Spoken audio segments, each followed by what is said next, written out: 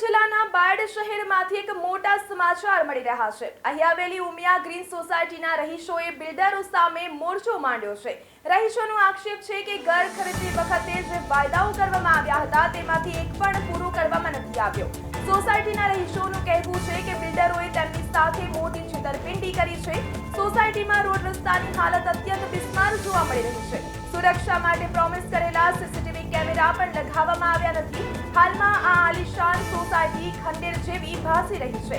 લાખો રૂપિયા ખર્ચવા છતાં પાયાની સગવડ ન મળતા સ્થાનિકોમાં ભારે રોષ જોવા મળી રહ્યો છે અને તેઓ હવે આ મામલે કાયદેસરની કાર્યવાહીની માંગ કરી રહ્યા છે।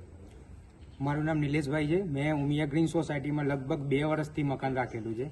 જ્યારે મકાન રાખવા આવ્યા ત્યારે બિલ્ડરોએ મોટા મોટા વાયદા કર્યા હતા કે ભાઈ તમે અહીં મકાન રાખો તો તમને આટલી બધી ફેસિલિટી મળશે, સીસીટીવી કેમેરા, રોડ, રસ્તા આ બધું મળશે। પરંતુ 2 વર્ષ થઈ ગયા। હોમ લોનના હપ્તાના વ્યાજ પણ ભરીએ છીએ અમે। આટલા સમયથી અમારું ઘણું બધું નુકસાન પણ થયું છે। આર્થિક રીતે અમે હોમ લોન લઈને મકાન લીધેલું છે, તેમ છતાં પણ અમારા વ્યાજના પૈસા જાય છે। તો હજુ સુધી 2 વર્ષ થયા પછી પણ અમને આટલી બધી કોઈ સગવડ મળી નથી। અહીં આગળ તમે બધા વાયરો ખુલ્લા પડ્યા છે।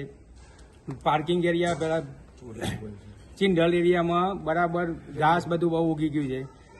ચોરના પ્રશ્નો વચ્ચે સીસીટીવી કેમેરા બંધ હોવાના કારણે ચોરના બહુ પ્રશ્નો સોસાયટીમાં ઉત્પન્ન થાય છે અને બિલ્ડરોએ એવું કહ્યું હતું કે ભાઈ 2 વર્ષમાં તમને સોસાયટી હસ્તગત કરી દઈશું, પણ 4-5 વર્ષ સોસાયટીના થયા છતાં પણ હજુ સુધી સોસાયટી હસ્તગત કરેલ નથી।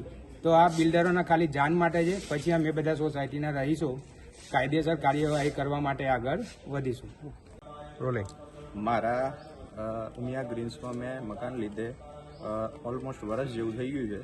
તો જે એમ્યુનિટીઝ છે તો લાઇટ છે અને પાણી આવે છે। લાઇટ એ અઠવાડિયે એકાદ વખત આવ જા કરે છે, કોઈ બિલ્ડર ફોન ઉપાડતા નથી।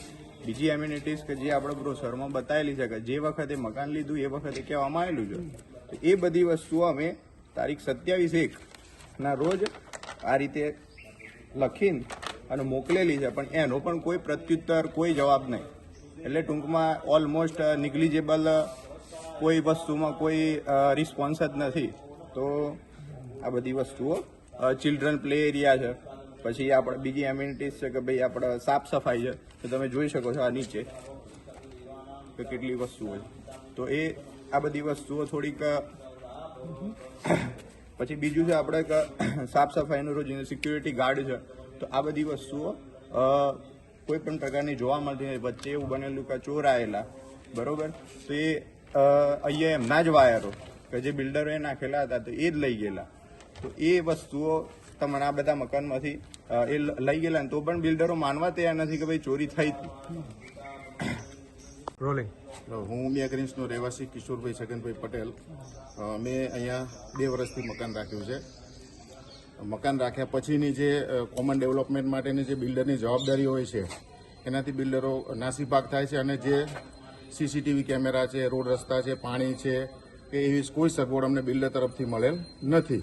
તો અમને બિલ્ડરોને ઘણી વખત રજૂઆત કરવા છતાં કોઈ પણ પ્રકારનો જવાબ આપવા માટે એ લોકો તૈયાર નથી અને એમને લીગલ નોટિસ પણ અમે મોકલી દીધી, એનો કોઈ જવાબ આપ્યો નથી અને આ બિલ્ડરો અહીં કોઈ વખત જોવા પણ નથી આવતા અને બિલકુલ ખરાબ જંગલ વ્યસ્ત હાલતની અંદર સોસાયટી થઈ ગયેલી છે અને અહીંયા રહેવા માટે બીજાને અમે એવું ના કહી શકીએ કે તમે અહીં મકાન લઈ શકો।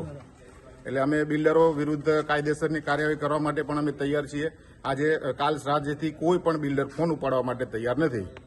તો અમે એટલું જ કહેવા માંગીએ છીએ કે બિલ્ડરોને જો વ્યવસ્થિત આ બધું કરવું હોય તો વહેલી તકે આ બધું પૂરું કરે।